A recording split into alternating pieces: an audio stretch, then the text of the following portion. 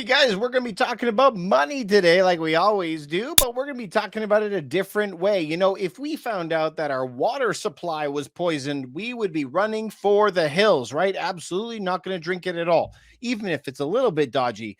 But for some reason, we still operate in a world where the money can be poisoned and we're fine with it. And it's mostly because people don't understand what the difference is. So, we're going to be getting into some articles today. We're going to show you a couple of demonstrations. I think it's important. Let me know if you like this type of stuff, and let's get right into it.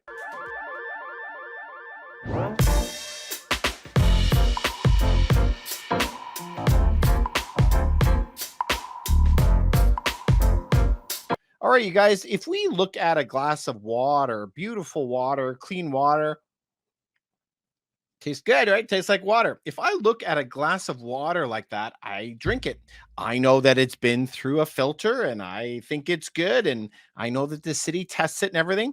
All right. So, what happens if you take a little bit of just regular old all purpose cleaner? Okay.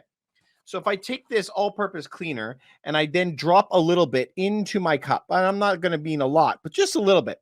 Here's my question. Would you drink that? I wouldn't do that. Okay. There's no way I would drink that because now I know that that is tainted water. But why would you ever touch something like that? Okay. So this is the crazy part. What happens if I took this kind of yellowish water? You could see it. And I said, I drank it and I was like, ugh, I feel disgusting by that. I'm going to be sick. I'm going to call poison control. And then your doctor comes by and takes it and he just goes a little bit more poison into there and then says, drink this, you'll feel better. Honestly, I want to know what you would do. Hey, I got to close this until I spill it. What would you do? The idea is it was good before, you added some crap to it, it made it worse. But for sure, the way to fix this is not for me to put more poison in the water, right? Come on. Even a 2-year-old would tell you that, right? Okay. So how does this have anything to do with us, David? We're talking about money supply. How much dollars is in the system? All right, so let's jump straight over to the graphs, you guys. We're going to be starting to look at Canada, where I live. Now, this is the max chart, 1970. It kind of looks like a rocket taking off. Okay, David, but that's since 1970. Let's look just in the last 10 years. Okay, so that doesn't even encompass the last big recession we had. Straight up, steady, 30-degree angle up, and then 2020 happened. It just went parabolic. It bounced like a super ball going off into outer space. Okay, crazy. All right, David, but we had some tough times. Okay, so let's just look at the last year where the government's really tightening down, raising interest rates. If we look in the last year, we see rates going up and up and up and up and up, and they're just spending more and more and more money every single month. In addition to that, we are now reading in the news all kinds of spending that's going to be happening, all new spending on top of those massive graphs. Okay, David. Well, just south of us is the United States. It is the world reserve currency. They got to be doing a better job. Please go look at Fred. The St. Louis Fed has this website. You can look at M2 money supply, same as Canada. Look at these rates. It just goes up at like a 30-degree angle, and 2020 comes and it just went parabolic, QE infinity. Okay. So these two guys as well, if we just look in the last year, do you see where they have leveled off from right around here, 22,000, and now it's come down to 21? It's barely changed. Okay. Remember, let's look at a 5-year chart just to 5 years. We're not looking back anymore.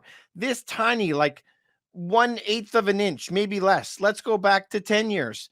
This tiny little bump that you see right here, boop, boop, boop, this tiny little thing. That's it.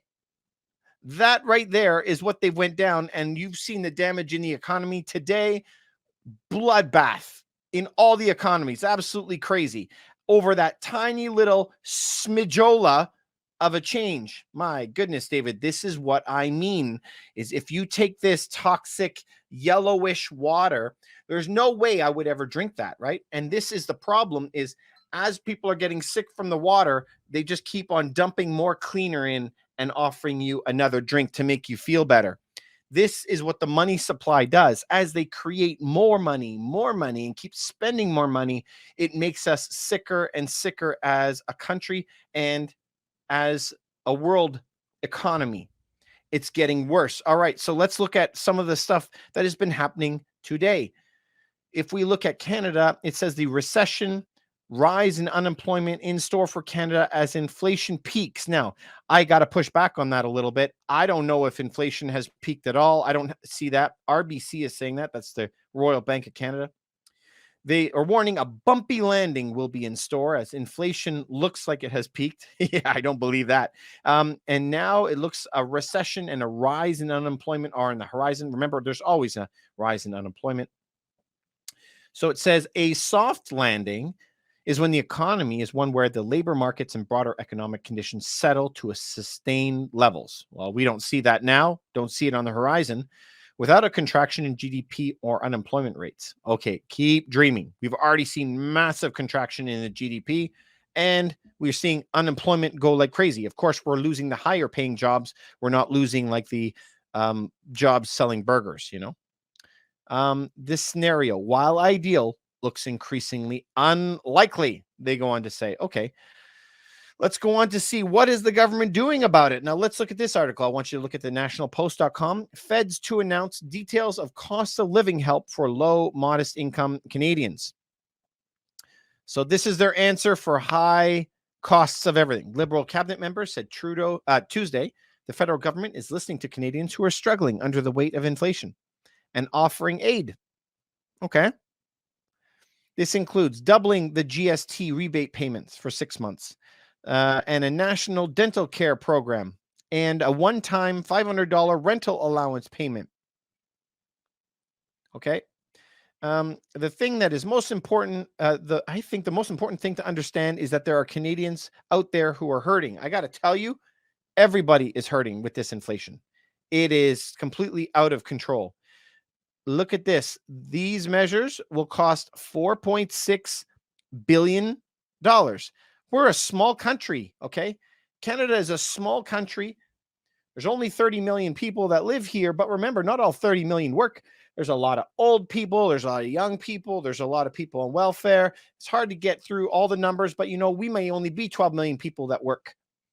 And so when you saddle 12 million people with another $4.6 billion of debt, divide that and figure out how much your share is if you have a job and you're working.